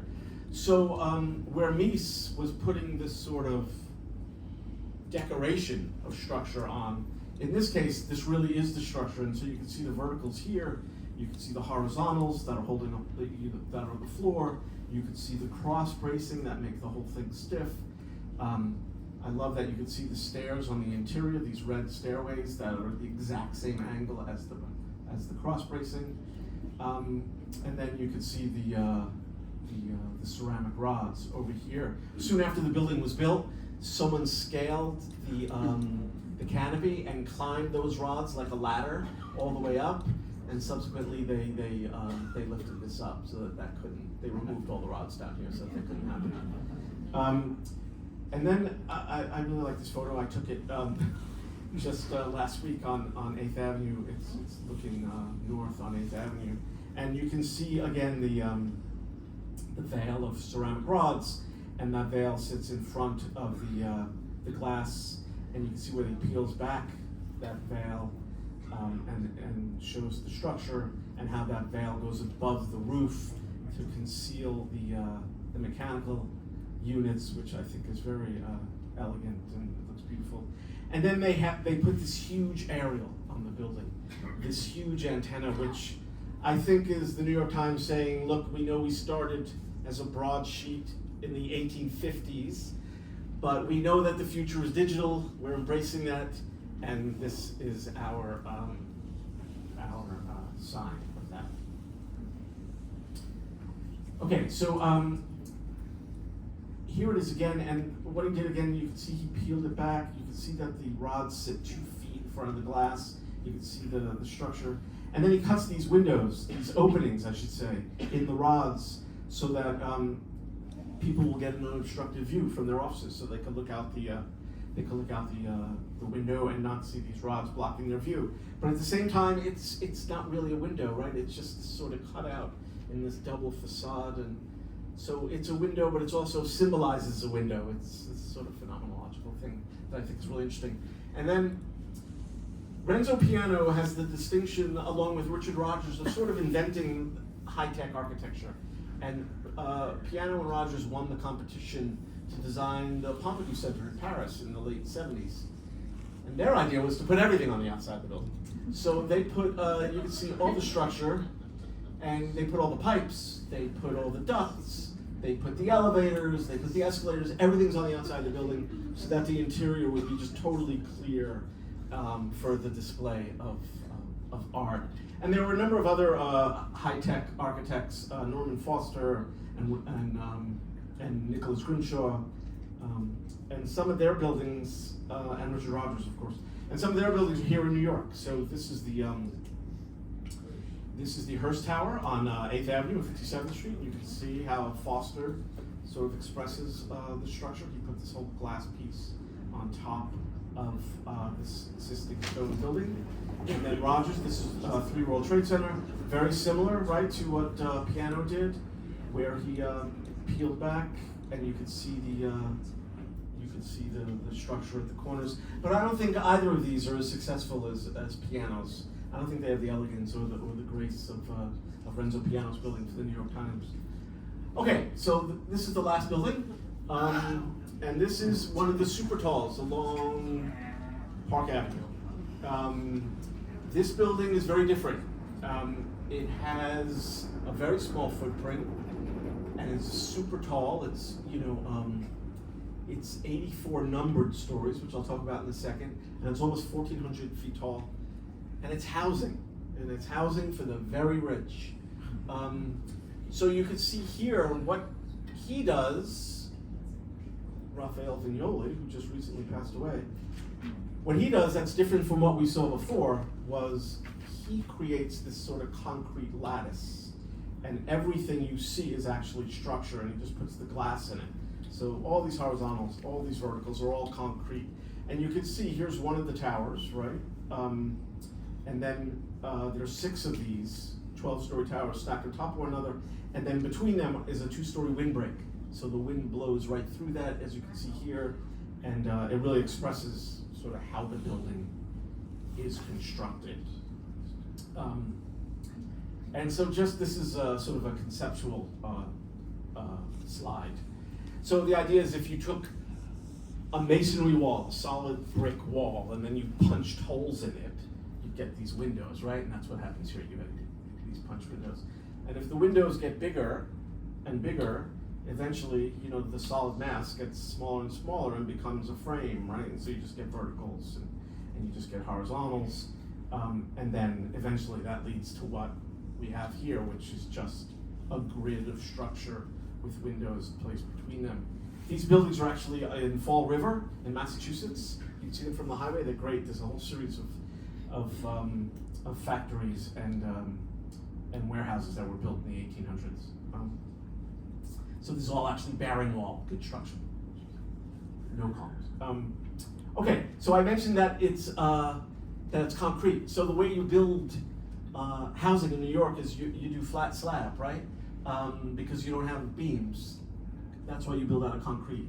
So concrete has rebar between the columns in the concrete slab, so you don't have to have a beam. And like you see here in a pre-war apartment where there's beams, right? You see the old-fashioned windows. Well, when you don't have beams, it means you can get a lower floor-to-floor height, which means you can get more floors in the same envelope.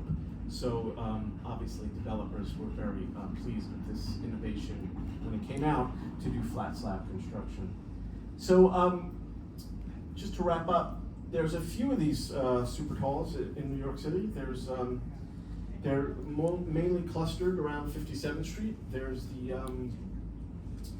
Steinway Tower on 57th Street. There's the Nordstrom Tower right next to the Art Students League on 57th Street. There's one West 57th by Christian Portson Park on 57th Street. And then there's another one, a tall masonry building by Robert Stern, just in this photo alone. That's on 58th. That goes to 59th. And the one we just looked at, 432 Park Avenue, is actually on 57th Street as well. So they're all along there. It's called Billionaires Row. These super talls though have some maintenance issues because they're so tall. They tend to sway, and when they sway, not only do people get seasick at the top, but you know the pipes tend to crack, and the elevator shaft is no longer plumb, and it gets jammed, and it becomes a real issue. So they have what's called a mass damper, which is what you see right up here in this fancy diagram with all that math, which I don't understand and I'm not going to explain to you. But it's essentially a giant gyroscope with a huge weight in the middle, and it moves in counterbalance to the swaying of the building. And what happens is it reduces it so that people get less seasick, but it still turns out to be a problem. And then I'm just going to end on one last note. These apartments are mainly inhabited by billionaires, and billionaires tend to have homes in many parts of the world. And so subsequently, these buildings, most of the year are vacant. You know, most of the apartments are vacant for most of the year, and it's just a shame, you know, with the housing shortage that we have in New York City, that these buildings, so much square footage is actually unused. So that's it. That's I'm happy to take any questions.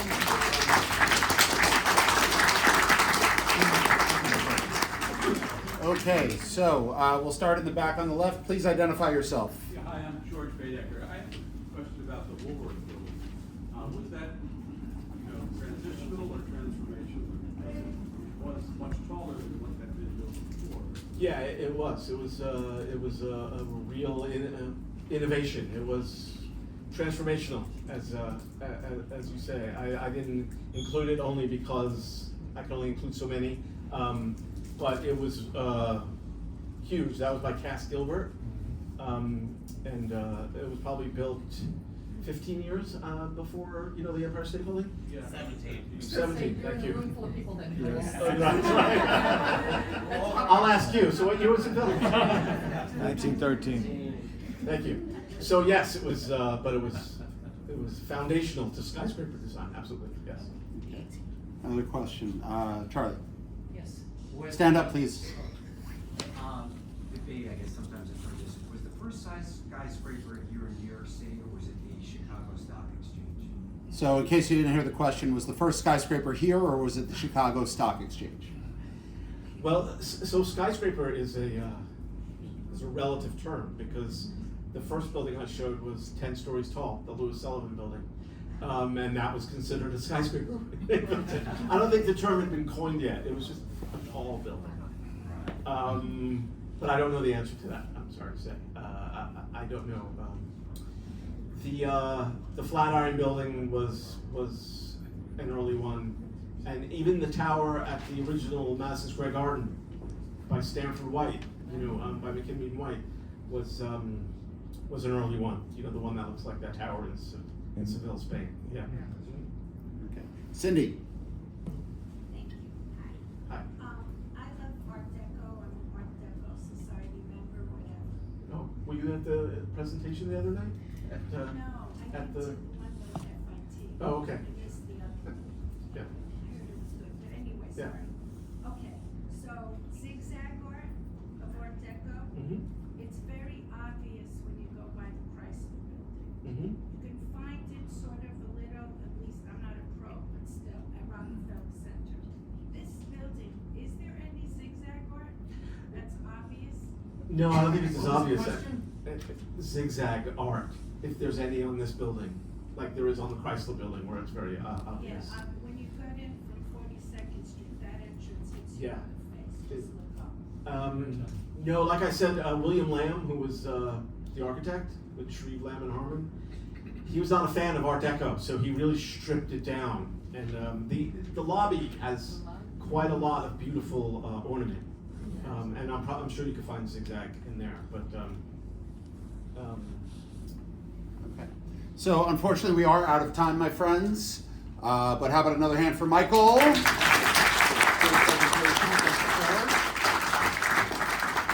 right, we appreciate it. Thank you so much. One thing I'll mention about the Super Talls, I know we have a couple people here, particularly Jeremy, who does a specific tour about the Super Talls. When I'm asked about it, and they say, who lives in those buildings? And I make a joke, I say, I can't tell you, but I know it ain't a tour guide. Unless some of you are doing a lot better than I realize. So, in any event. But thank you so much, Michael. That was really fascinating. We appreciate it. Okay, so we are now going to move on to our committee reports, and our first committee report will be the anniversary committee with Sarah Lyon. Hi, gang. Let me just pull up my notes. First of all, I want to thank everybody who came out to our party on Friday. It was such a pleasure to have all of you.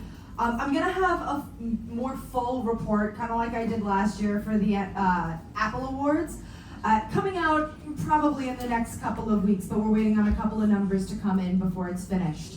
In the meantime, for those who didn't attend, and to summarize how it went, we had a 2-hour cocktail gala at Button-Weiser Hall at the 92nd Y this past Friday on March 1st at 6:30, with speeches given in honor of GANYC and our organization's important place in our industry by President Mike Morgenthau, NFTGA President Mike Dillinger, the New York City Tourism and Convention CEO Fred Dixon, and New York City Department of Consumer and Worker Protection Commissioner Vilda Mayuga. We also had a presentation of a mayoral proclamation declaring March 1st, 2024, Guides Association of New York City Day, read by Patrick Casey, and an award presentation by Harvey Davidson and Emma Guest-Gonzalez, presenting this year's Lee Gelber Award for Guiding Spirit to the inimitable Mark Landman. I also want to note the amazing vendors who were involved. We featured drinks by the 92nd Y bar team, including beer, white wine, Prosecco, and if anyone was wondering what that mixed drink was, it was an apple bourbon sour, and if you want the recipe, Nancy's gonna give it to me. It was very good. We also had food generously donated by Sojourn Social, who also hosted us for after-party drinks and dining. Azalea Restaurant, courtesy of GANYC member and incredible volunteer Libby Apicella, and Pickles from the Pickle Guys, as well as pita and dips, franks and blankets, and mini quiches provided by our own Susan Birnbaum. Goodie bags filled with 1970s candy from Economy Candy, and also I made cookies, and if anyone wants that recipe, please, you make them next time. Oh my God, it was lovely, but 7 hours over an oven. Not gonna do that again. We also want to thank Amy Churowski and her team of catering staff for another fantastic year together. They've been with us for several award ceremonies as well. In terms of how this party affected GANYC as a whole, it appears to have lifted our profile and deepened our relationship with several key organizations that affect our work, like the Department of Consumer and Worker Protection and New York City Tourism and Conventions. I have also been informed tonight that our own Patrick Casey had the honor of introducing those two to each other because they hadn't met before. So we are making moves happen in city government, my friends. Financially speaking, the final expense numbers are still coming in because we still have the bar invoice inbound, but we know for a fact that we exceeded at least one of our 2 financial goals, bringing in just over $15,000 in revenue between sponsorships and ticket sales. When we have a final tally of expenses, we will inform the membership on if that total also met our goal of revenue neutrality, but we're feeling confident about this. We're feeling good. And we have finally some incredible people to thank, starting with our committee. Our team included Bob Gelber and Harvey Davidson, who worked our connections to get us some incredible sponsorships, including some very high value contributions. Susan Birnbaum and Libby Apicella, who worked tirelessly on collecting food donations and other needs to feed everybody. Catherine Hill and her partner Marco Moretti, whose invaluable work shone through in all of our graphic design for this event, including our timeline, the centerpieces, programs, and posters. Ann McDermott, who kept us on track with our shared goals with the membership committee and kept my head screwed on straight.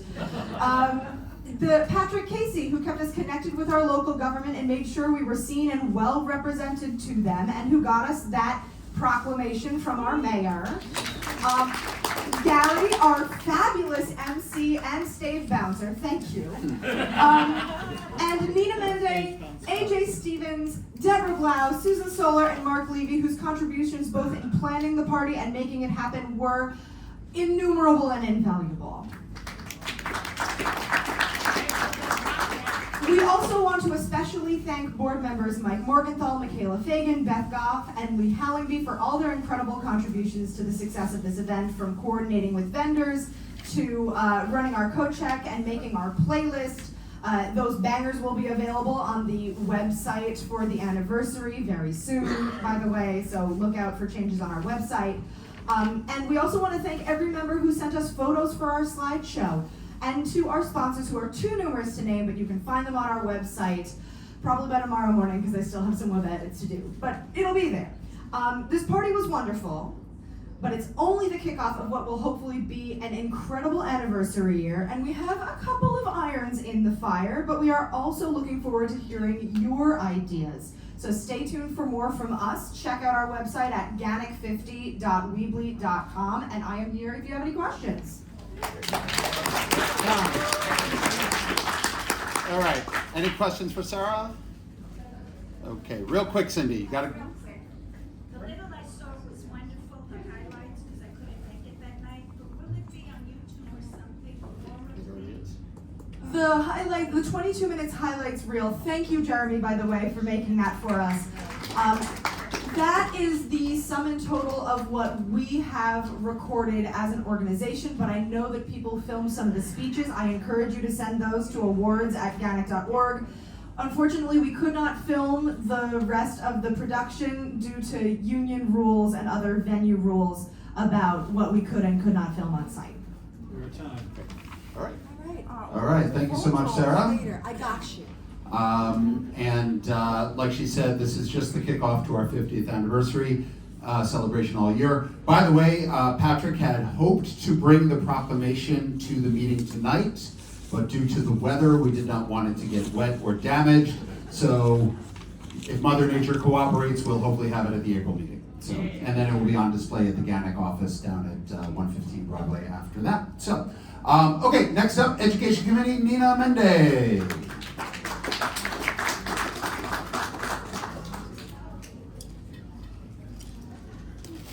Hi there. Our report's much longer than we have time for, so which is great because for the awards committee we had to give examples of education tours throughout the centuries. We really went far back because we do an index which you can look at. And so I want to thank Lisa Puccio, who has been arranging all these speakers and connecting places with speakers. And also we have speaker slots still available. We have an education committee meeting coming up. And if you have a bucket list of speakers, let us know. I think that we have some spots for this year, but there's always next year. So March 20th is our education meeting, and it's at 6. I want to we have a tradition of thanking people for all their FAM tours. For the past month, historic Bowery Thoroughfare with Richard Soden, Hidden Around the Hudson Fan with Cindy, and Dutch Lower Manhattan, 400th anniversary of the landing of the Dutch with Anne. She's going to be doing an encore. I don't have the date of the encore, but someone shouted out. What? Friday, this Friday. So if you missed it, and there's some slots, highly recommended. And what's kind of nice is Joe Savlak shared some of his knowledge with Anne, so that'll be great. Zoom Fam, the Upper West Side with Gary Dennis, Wow, that was a fantastic evening, really full of information. And Lincoln in New York with John Semlak. I think I have everything, sometimes I skip things. Upcoming events, Triangle Shirtwaist Factory Fire. This is a tradition that Lee Gelber started, and Robin Garr, and also Kevin Fitzpatrick at some points have taken that torch, but Robin is doing it again, and please take it if you haven't. Wonderful. Then after that, we have April 2nd, Artisans Hands-On Bagel Making Class with Sam Silverman, and a Broadway theater tour with Prudence Holmes. So some of these are sold out, and we have more to be announced. So there are lots of things going on. We work closely with industry relations. We're now really buddy-buddy in tandem. Also, professional development programs. We've been charged with doing 4 a year, so we're upping it up. We did I think 2 last year, and we're talking about it. I'm on the certification committee, and they have some nice things planned, so that'll be another 2, so there'll probably be 6 PDPs. I don't know if I can. Michael Dillinger is going to be doing something about, well, I'll give you a little hint, know your worth. So we all have to know our worth, right, and not be shortchanged when we're dealing with operators and such. And then there'll be a panel of successful tours that guys have done in certification and sold and got paid for on their own, and that's coming in the fall. Now, for professional development, we've got all kinds of ideas percolating. I think Bob and Susan and Ann have gone to the Small Business Association and trying to have us, all about starting your own business. And then the Red Cross, Richard Sanford mentioned some Red Cross things. And so we have lots of things cooking, but if you have a bucket list of a PDP you want to do, let us know if you have an idea. Same with guest speakers. The March 20th, come 6 p.m. Zoom with your ideas. We'll have to hear from you. And this is the 50th anniversary, so if there's a tour that has happened before that you'd like to see done again, or you want to do an encore, I know a lot of ones that I love to, I'd love to do the second, the version of the 2nd Avenue subway up the George Washington Bridge that Mel got us, all kinds of great stuff. Let us know, or, volunteer. We have a link that you can press, that, is a proposal link, write it, and we defer to yes. So you don't have to feel like you're being judged. But if it's a mountain climbing tour, maybe not, So that's it. Thank you, everyone. And thank you, Bob and Lisa and Susan and Jeremy and John Semlak and Minna and Eileen. I think I got everyone. And your time. Don't walk away. Okay, thank you so much, Lena, and to the very hardworking Education Committee. Speaking of hardworking, next up, the Government Relations Committee with Patrick Casey. Hello, everybody. Okay. I'm also your timekeeper, and I'm going to take care of myself. There we go. No favorites. So, yes, the big event was we did get the Commissioner of Consumer and Worker Protection as one of our speakers at the anniversary, and she was absolutely delightful. She was also traveling with an associate in the same department, Carlos Ortiz. They made themselves available to every member in attendance. They were talking questions. They admitted right from the get-go they don't know a damn thing about this. She's been on the job for 2 years. Guiding simply is not on her radar. So this was a fabulous opportunity for you all, the membership, to introduce yourselves to the government agency that really has responsibility for us. Sounds like it was all great. She had a wonderful time, and we are setting up a meeting to further the relationship with that department. Now, Government Relations Committee will be working up an agenda for that meeting. The board is going to be working up an agenda for that meeting. We're going to put those agendas together, and we also want the input from the membership. Obviously, many of the items we have in mind are going to overlap. To be sure, email me if you have something you want discussed at a meeting with the Department of Consumer and Worker Protection. Email us at governmentrelations.org. So we can get it on paper, we can work it through. Obviously, the administrative code is a big deal. License enforcement is a big deal. And interestingly enough, people were talking about a new test. We remember what happened once before on that, but I'm not afraid of it. We're 20 years older now. We're 50. We're grown-ups in the 21st century. The test that we currently take is joked at all over the country. We can do better. Yeah. And by bringing it into that meeting, we're going to be in charge of it. It's the only way it's going to happen. We're going to have a say in it. We're going to steer it. We're going to look after our membership. Okay? So ideas, governmentrelations@GANYC.org. Send them to me. We'll work up an agenda. We're going to look after you as best we can with the city. Additionally, where am I going here? Good, we just lost my report. Okay, so nothing much is going on with the bus bill 1009. We're trying to still get someone from the union to formally state that they are not opposed to it. No one is saying there's been a change in the union's position, but nobody wants to put it down on paper that there is no opposition to it. We're still working on it. 1275, the bill that, if you read it, this is Gail Brewer's thing about how to regulate vendors on the bridges, which we don't want. Her bill wouldn't allow them on the bridges really, but it's about getting anywhere near the bridges. And we know with the lack of enforcement downtown, once they get near the bridge, they'll be on the bridge. So it's in our interest that Bill 1275 does not pass. The thing is, the bus bill, 1009, is sponsored by Brewer. 1275 is sponsored by Brewer. So when you put in your protests to Brewer about 1275, and all of your council members, don't put guide in big bold letters. It's a little self-serving. But you're a concerned New Yorker. You're an appreciator of architecture. You're an appreciator of safety. The Brooklyn Bridge, we all know and remember painfully the images from 9/11. It is federally recognized as a primary escape exit out of Manhattan. There should be no clutter on that bridge. So that's the pitch. Primarily safety, beauty, and always keeping that bridge available to every New Yorker to enjoy. So that's really the, oh yes, and one other thing, and a member of the board did bring it up, we looked into it. A new mayoral campaign about expanding business in the city, the Say Yes project or whatever it's called. Some of the lingo was reminiscent of the Reinvent New York that was put out by the city after COVID that threatened our licenses. I did a deep dive into it and read all the paperwork on it. It's really more about zoning. Licensing does not come into this at all. So there's no concern there on our part, okay? So, let's keep the press on to kill off 1275. We're 50 years old. There's nothing we can't do. We're going to be just fine. And I got a little time for questions. Great. Any questions for Patrick? No? Okay, great. Thank you. Yeah, Patrick. Oh, sorry, Charlie, you have a question. You have one up right at the end there.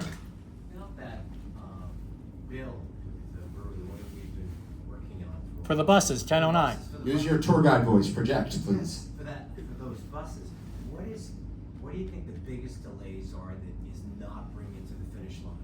The biggest delay Question is what are the biggest delays for bringing the bus bill over the finish line? the biggest delay right now is somebody who did not fully properly identify themselves, saying he was from TW Local 100, said they were opposed to the bill. Now this goes contrary to every conversation that members of the Government Relations Committee had now 4 months ago with organizers from local TW 100 saying, we supported you when it was 289A, it didn't pass, it didn't get a vote, so we're done with it. We're not opposed to it, we're not in favor of it, we're not doing anything with it. We're done, we're going home. Excuse me? And that's how we went ahead. Brewer reintroduced it, got it renumbered as 1009, that's beautiful, and then the weird phone call came in. One phone call. Here's the issue. And Brewer was very clear. If TW Local 100 is opposed to the bill, it's dead on arrival. There is not a council member that is going to sponsor a bill that one of the most powerful unions in the city is opposed to. It's that simple. And here's the thing, They took what is in effect an anonymous phone call, stopped action. It's on us to get in writing from the union, no opposition. That's where we are. That's what we're trying to do. We've got verbal, no, we're not opposed. I can't get anybody to put it in writing yet, but we're not done with it. We're still at it. Okay? All right, thank you, Patrick.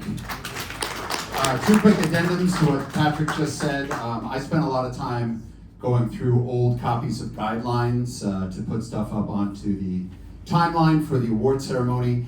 So two things that kind of struck me. Number one, this issue of the guides, live guides and double-decker buses has been around since the 1990s. Oh, yeah. Yeah, so the fact that it's actually got reintroduced again, I think hopefully we might make some progress. Well, let's be clear. It's only been a bill, even though it didn't pass the 289A. It's only been a bill, 289. That was for 2.5 to 3 years, and only about 6 months now, and only about 6 months at this point.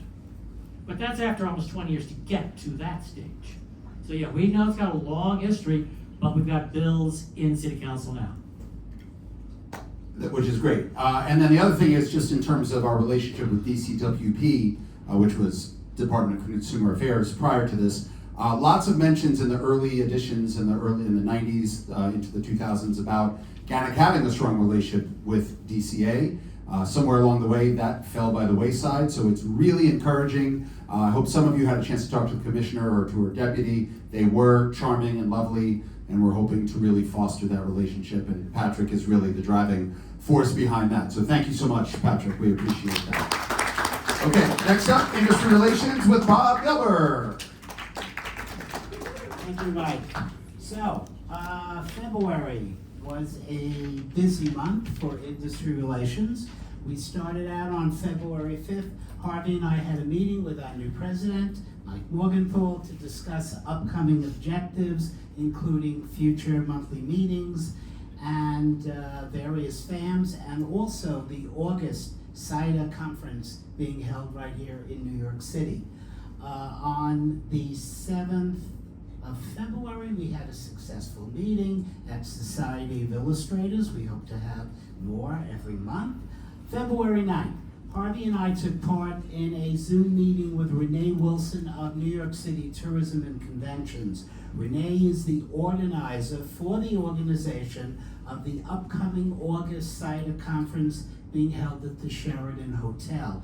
Main objective of that meeting was for GANYC to be a presence at that conference and offer our assistance in any way possible.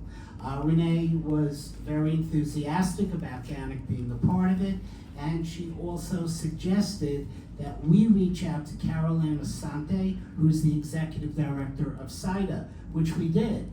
And 4 days later, Harvey and I had another Zoom meeting, this time with Caroline Asante. And she welcomes GANYC's presence at the conference.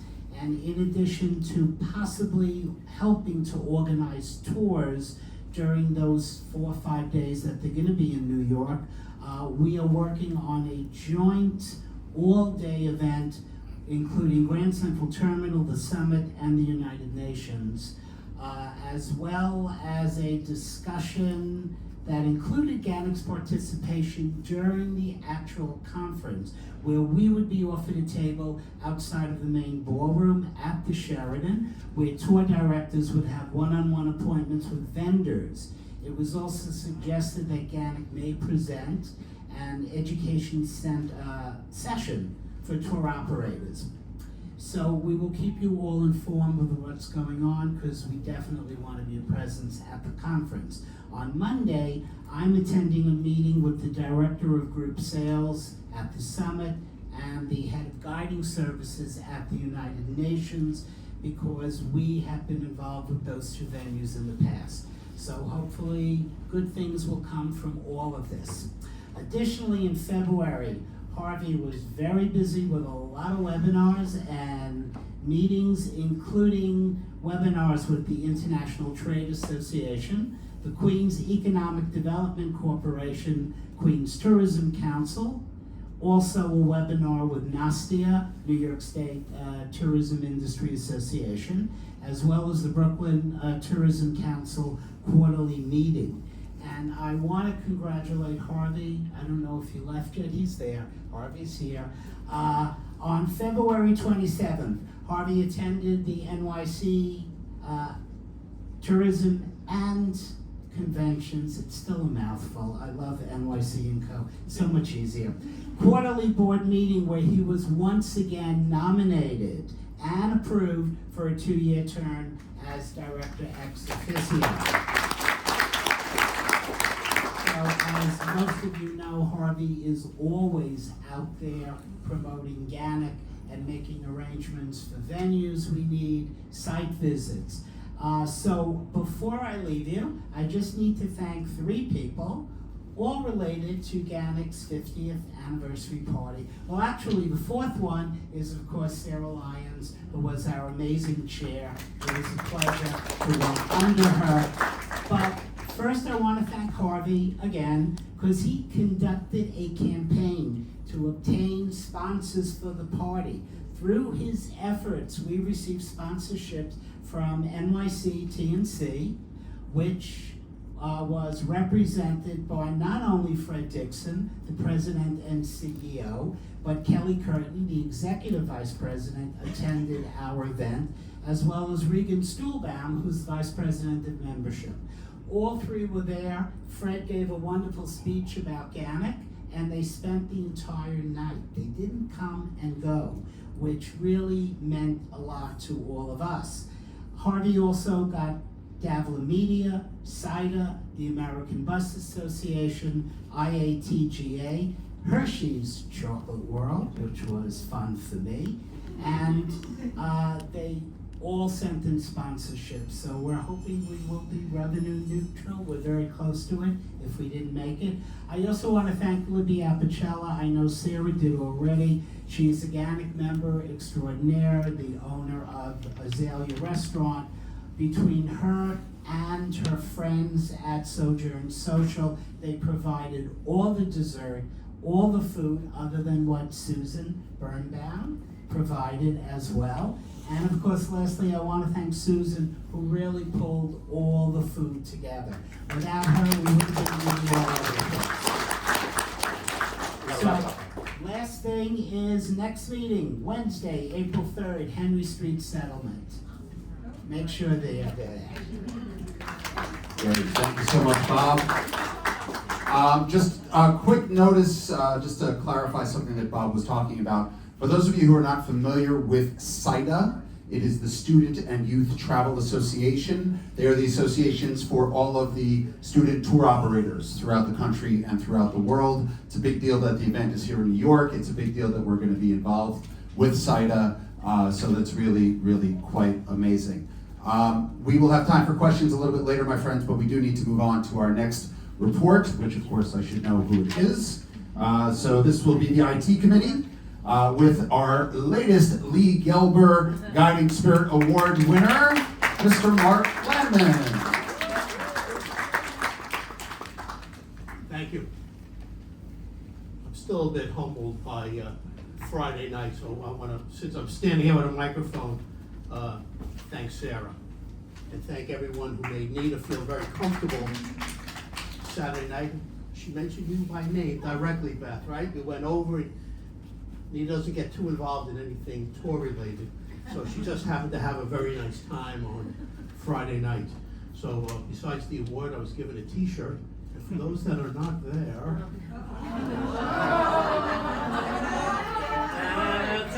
I'll pipe down.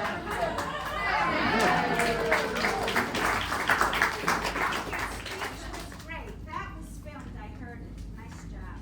Thank you. I have the recordings of my speech and Harvey's speech on YouTube. You'll get it soon. Anyway, about my report, on the new website on the far right, once you are logged in, there are my tours, my notifications, and my profile. My profile is what the public sees.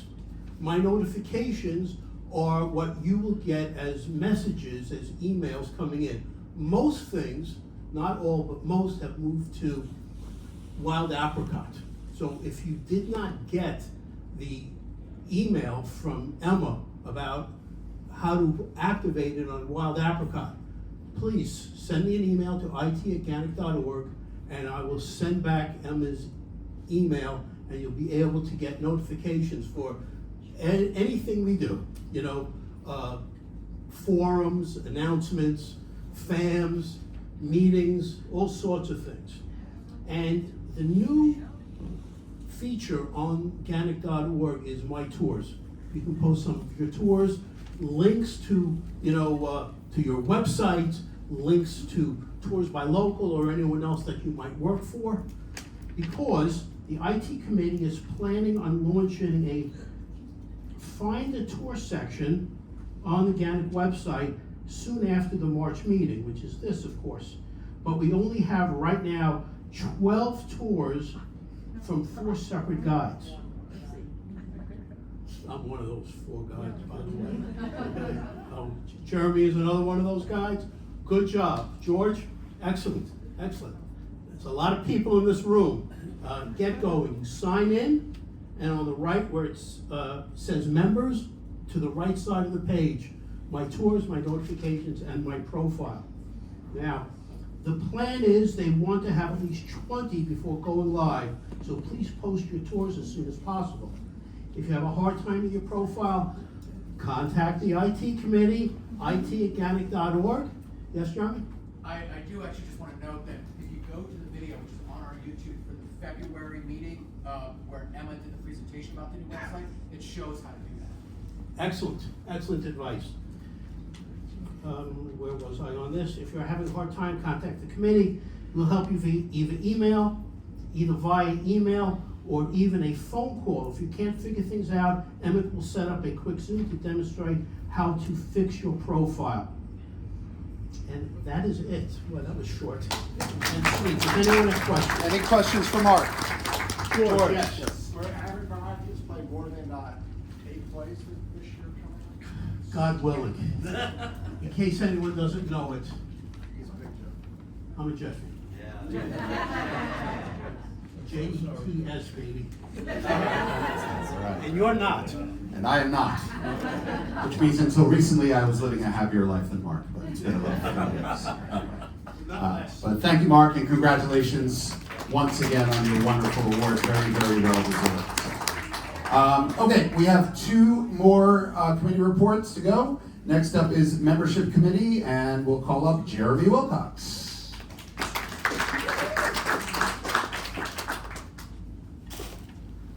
All right, yeah, I just do want to remind you, if you go to the video, the IT presentation from the February meeting, Emma explains how to do the whole thing with the tours. So I also just actually want to note really quickly that there's all that information for the Jackie Robinson Museum on the desk. Please grab some of that stuff on your way out after the meeting. So my presentation will just be very brief on Anne's behalf. So we have been getting many new members still. Just curious, is there anyone within the last 6 months who's joined GANYC who is here this evening? Is Stephanie correct? All right, see, I remember faces. Stand up, new members, stand up. Stand up, if you feel comfortable. So yeah, thank you guys so much for joining. We obviously couldn't do what we do without members like you, so thank you. The other thing I want to note is obviously, as Michael mentioned, there will be, a little, obviously, informal get-together upstairs after the meeting. We've been trying to do that as a committee after each meeting. In this case, we're in a restaurant, so it works out, but usually someplace nearby. We had gotten some questions, has this superseded or replaced the regular networking happy hours that we used to do 2 or 3 times a year? The answer is no.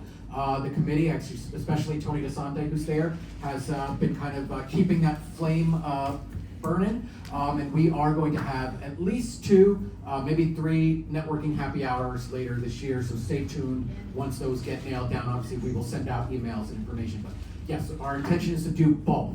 These kind of post-meeting get-togethers at a nearby venue and the networking happy hours. Those usually involve some sort of subsidized food and stuff like that on behalf of GANYC. But so that's it for the membership committee. Again, just keep recruiting people. Guides, sell them on GANYC. We're having our 50th anniversary, and we want to have 50 new members this year, God willing. Any questions? Any questions for Jeremy? Okay, great. All right, thank you. Thank you, Jeremy. Okay, and our final report for the evening is the Multilingual Guides Committee, and it's going to be presented by Vice President Beth Goff. Hello. Okay, so yeah, this is, I'm reading this for John Semlak. So, Multilingual Guides Committee continues to serve GANYC members. Nothing has changed in the new website regarding searching guides by languages. We still have guides for over 20 languages, but we are lacking guides who offer tours on our website in several languages, including Arabic and Polish. If you offer tours in foreign language and you wish to be listed as such on the GANYC website, please make sure your profile is updated. We do require approval for people to list foreign languages on their profile, but we normally approve it pro forma. However, please note that to have languages listed on your profile, you must be capable of giving a tour in that language. Don't oversell yourself if you can't do it.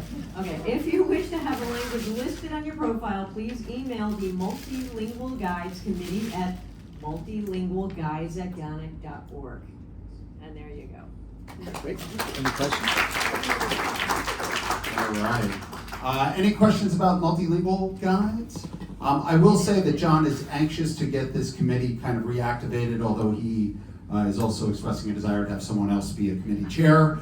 So if there's anybody here who fits the qualifications, if you lead tours in languages other than English and you would like to kind of see this committee move along, of course you all know that we were founded as the New York City Multilingual Guides Association, so it's a great heritage of our association. Certainly reach out to the board and we can connect you with John and keep reinvigorating this committee, which has kind of been a little dormant lately, but we want to get it reinvigorated. So, okay, so that's the end of our formal presentations for the night, but I know there were a few outstanding questions before we wrap things up, either from my presentation or for a couple of the other committee presentations. So, Jared, What date? identify yourself, please. I'm Jared.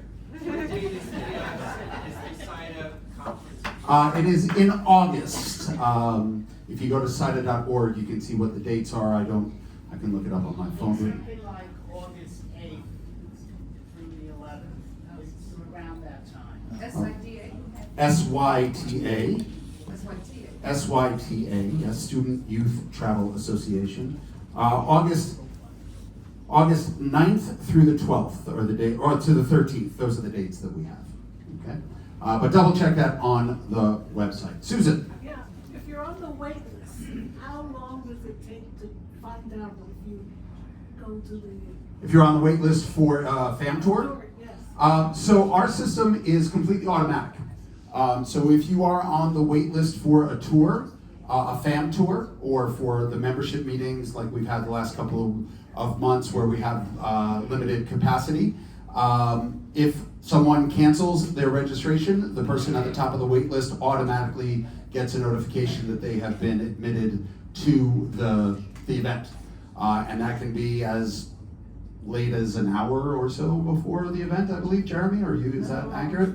It's, for the, obviously cancellation is 48 hours before. For notifying you from the wait list, it's generally cut off at 24 hours. Okay. I wouldn't know, sometimes we have people, like you said, who just show up and say, well, I was on the wait list, so I wanted to say, basically rule of thumb, if you haven't heard from us, yeah. Right, in case you didn't hear, cancellation for FAM tours before 48 hours, you can do that with no penalty. If you do that within 48 hours of the event, or you no-show, you will be charged a $25 no-show fee. And the wait list, 24 hours in advance is when it will cut off. So, great question. Yes, Andrea.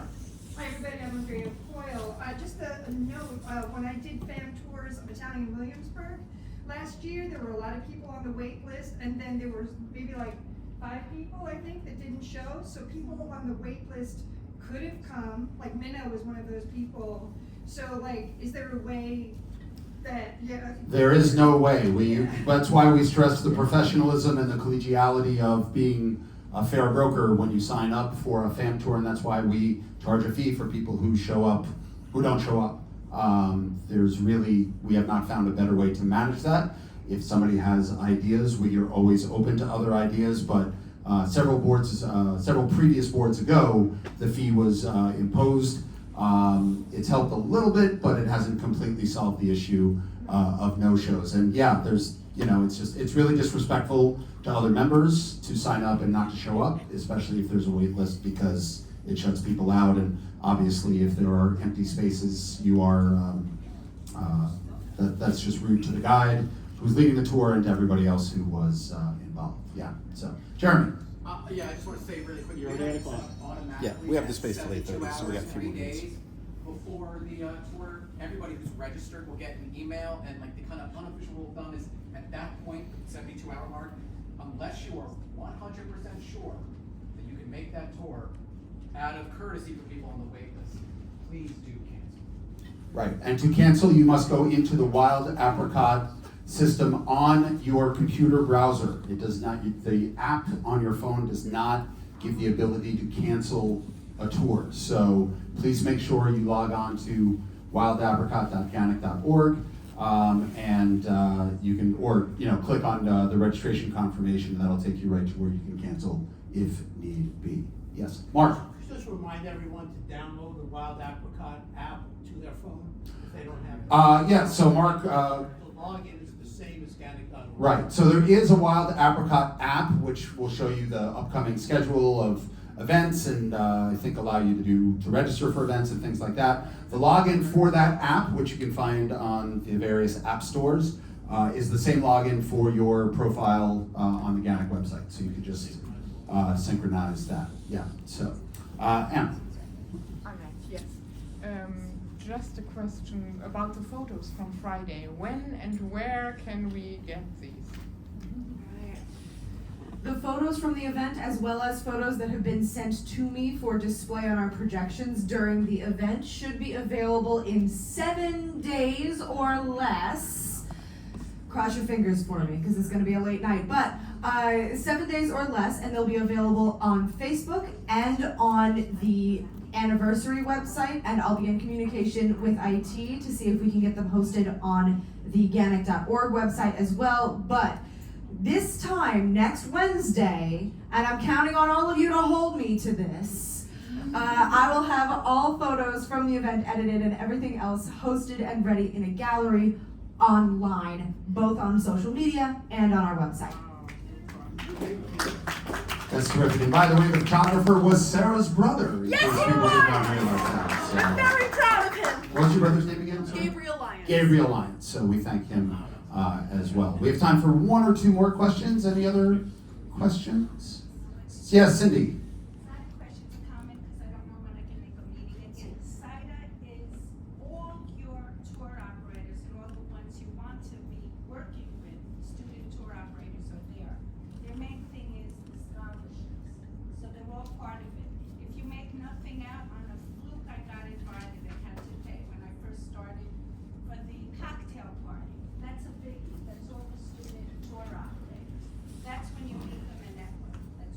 Yeah, that's great. We will certainly, thank you, Cindy. We will certainly publicize events that are open to the membership. You can always go to syta.org, syta.org, to find out more about the convention if you want to register on your own, at your own cost, obviously. We also might have something to offer to the membership with the table that we're going to have promoting GANYC, but that's just a little bit of a spoiler alert, so to speak. We'll have more information about that as we develop the program. So, okay, any other questions, my friends? AJ, I think I know what you're going to say. AJ, motion to adjourn. We have a motion to adjourn. Do we have a second? Do we have a second? All in favor? Oh, last thing, sorry. Bob mentioned our next meeting is April 3rd at the Henry Street Settlement. There will be a FAM tour before. The meeting itself has a limit of 75 people, the venue, and please keep in mind, registering for the FAM tour is not the same thing as registering for the meeting. So if you want to do both, you have to register for both. Is it open for I don't think we've launched it yet. It usually launches within a couple of days of this meeting, but there'll be an email blast to everybody. So, okay, so we have a motion to adjourn. A second. All in favor?